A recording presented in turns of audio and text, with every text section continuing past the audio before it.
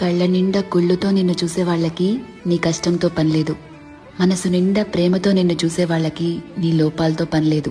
కడుపు నిండా ద్వేషంతో నిన్ను చూసే వాళ్ళకి నీ మంచితనంతో పనిలేదు. గుండె నిండా అభిమానంతో నిన్ను చూసే వాళ్ళకి నీ తప్పొప్పులతో పనిలేదు.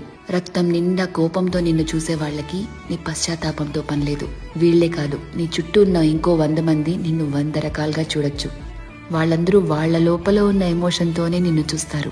నిన్ను నిన్నుగా చూడగలిగేది ఆ పైవాడి తర్వాత నువ్వు మాత్రమే.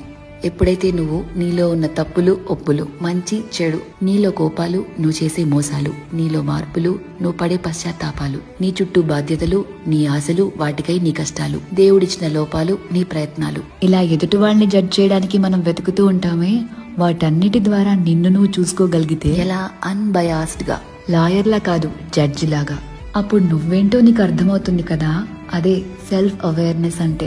సెల్ఫ్ అవేర్నెస్ నీకు చాలా ప్రశాంతతనిస్తుంది.